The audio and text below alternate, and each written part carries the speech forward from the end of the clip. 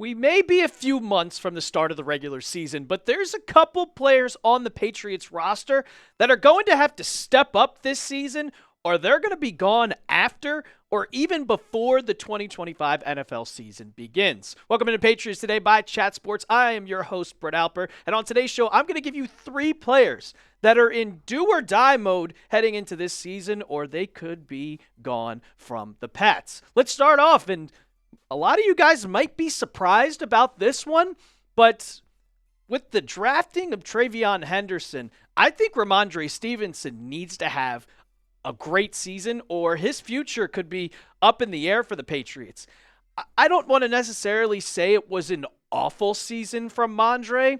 I mean, 800 yards, yeah, you didn't get that 1,000 yards that you had a couple years ago, 7 touchdowns, but the big thing, and we don't have it on that graphic here, but it's the fumbling problem. He had over 5 fumbles, more than any of it combined in his previous however many seasons. It has been a long time. It's been 3 seasons now since we've seen Rhamondre Stevenson break out as one of the best bulldozing backs in the league, just like we saw from LeGarrette Blount years ago. It's been 3 seasons now. This was all the way back in 2022, and his production has just slowly declined from that 2022 season where he had over 1,000 yards rushing. 2023, he was injured, but 24, yeah, you had more touchdowns than both of them, but you see that big one right there. 6 fumbles. That's a big problem. And if he doesn't fix this, the Patriots could just say, yeah, we're going to get rid of you. And not only has his yards production gone down, his yards per carry is also just slowly but surely going lower and lower and lower. In 2022, 5 yards per carry. Then he had 4. And last season, yes, I know the offensive line was absolutely horrid. You couldn't protect anything. But good running backs still look good behind bad offensive lines. And if Rhamondre doesn't perform up to par from what we've seen 3 years ago, if TreVeyon Henderson has a great year, which I know we're all thinking about it, and Josh McDaniels, we know in his past that running backs are expendable. From the Patriots, from all the Super Bowl wins, you go from Shane Vereen, James White, LeGarrette Blount. That's 3 different running backs. They're all interchangeable. Rhamondre could be on the way out. And he's under contract until 2027.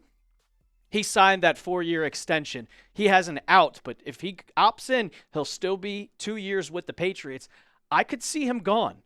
And with this running back depth chart, Antonio Gibson is still a good vet.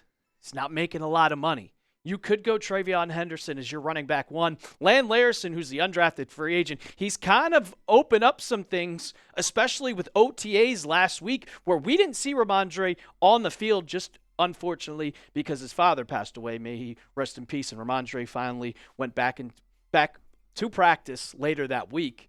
And Mike Vrabel has said, yeah, he is a big part of our offense, which I truly believe is a big part of the offense. You have your bulldozing back, and then you have your speed back. That's a great duo. But if Stevenson doesn't fix this fumbling problem, if we go into 2025 and we see 3 fumbles right off the bat the first 4 games, you have to bench him. And with Gerard Mayo saying, oh, we're going to bench Rhamondre Stevenson, he's done.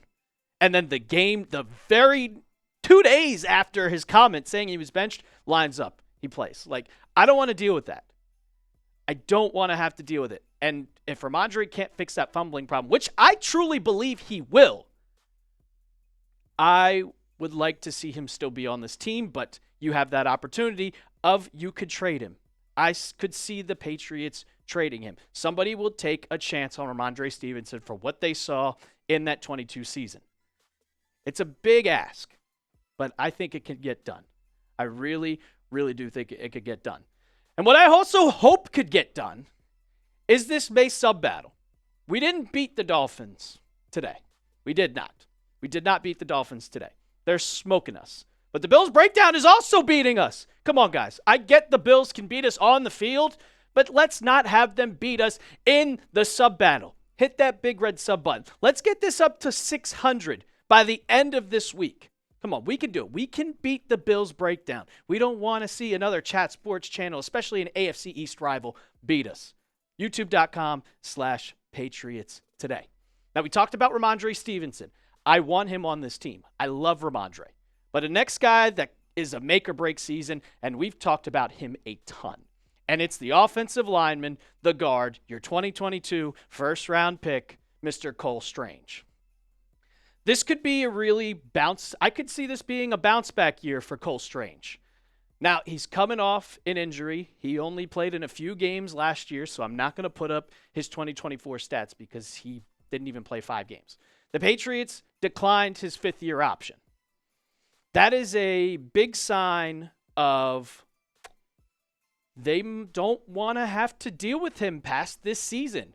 And honestly, I don't blame him. The Patriots have $67 million in cap right now, this second. You go into next season, and with declining his 5th-year option, the Patriots save $16.7 million in 2026. That's a lot of amount of money for a guy that can't stay on the football field, and one who hasn't been that productive. In his past 3 seasons, like 2022, he played all 17 games in his rookie year. But then the year after, 10. And in 24, only 3 games played. Are we sure that Cole Strange is going to be staying on the field? A torn patella tendon is a very serious injury. It's not an ACL where you just repair it back up and you get back on the field. No. Cole Strange, and when he is playing, hasn't been the greatest. Before he hurt his knee in 2023, I'm not going to put up the 24 stats because 3 games is just not a good sample size. 64.7 overall PFF grade. Not great. You allowed 22 pressures, which was 82nd worst in the NFL for guards. You allowed 3 sacks, which is 92nd worst in the NFL, and then 2 penalties. For Cole Strange to be listed below the 75th, like bottom of the league, that's not great. And you're going to have to prove yourself in 25. Yeah. How many times am I going to say 2025 this episode? A ton. But Cole Strange needs to show up, or he's going to be looking for another job, and I don't know if he's going to be a starter. And there's big guard competition coming into this season.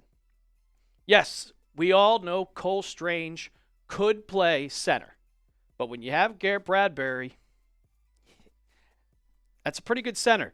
And with Jared Wilson, your 3rd-round pick out of Georgia, the Patriots love this guy. And he can either play center or he can play guard. So if Garrett Bradbury, he comes out here and he looks good at center, and they're like, all right, we're going to start him.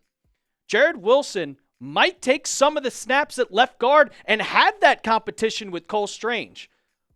A guard out of Georgia blocking for some of the best running backs that we've seen coming out of Georgia, some great quarterbacks. I would not be surprised if we go into training camp or even some of the OTAs that are this week. Now, we're recording this before OTAs start, but I would not be surprised if we see Jared Wilson line up at left guard just to see how it is, just to see how that would be. I think I would definitely put him on there. Now, before we get into our last make or break candidate, I got to tell you guys about this sale that I saw on Fanatics. You guys know I love the Patriots gear.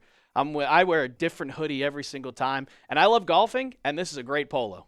$29.99. It's originally $79.99. 65% off, people. Get yours today, because I can tell you right now, that's probably not going to last. Everybody's going to go on chatsports.com/patspolo, and they're going to make that deal, because I'm buying that in a heartbeat. I see an $80 polo for $30, 65% off. Yeah, I'm going for that. We'll have that in the comments and description of today's video, chatsports.com/patspolo. The last one on my list, we have Rhamondre, Cole Strange. I wanted to talk about Jalen Polk, but I think this is a more make-or-break season, and it's Anfernee Jennings, your edge rusher. He's been with the Patriots since 2020, but God, has he been bad. Yeah, I like your 78 tackles. I do like your 78 tackles, but when you're an edge rusher And you have now Milton Williams and Christian Barmore on the interior. They're going to get a bunch of tackles. 2.5 sacks, Anfernee? Come on, man. The Patriots had one of the worst pass rushes in the NFL. They were dead last in sacks. And 2.5 sacks is not going to cut it for Mike Vrabel in 2025. They saw the production. Mike Vrabel and Coden and Elliott Wolf all saw the production, and they said, we got to do a bunch of things different about this defensive line. And the Patriots went out. You still have Keon White, which I think he could be having a breakout year, not a make-or-break year, but you went out and got 4 pass rushers. Christian Ellis, he's re-signed, but Harold Landry, Clavon Chason, Braden Swinson in the draft. That's 3 guys that I think could have way more production than Jennings. Jennings' production just has not been NFL type production. As an edge rusher, 2.5 sacks, that's all you're getting, and you're getting to the quarterback only 31 times. You only had 31 pressures. And I went back and I looked.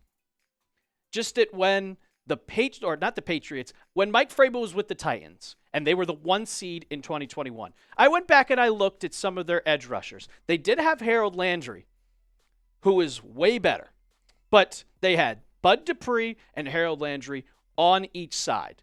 And I don't think Anfernee Jennings fits the Vrabel system. Mike Vrabel, if you look at Harold Landry and Bud Dupree, they're both speedy, kind of in-shape type edge rushers. Landry had the fastest get-off speed off the line of scrimmage among edge rushers last season with 0.72 seconds. Bud Dupree had a 4.540. You want to know what Anfernee Jennings' 40 was? 4.78. That's terrible.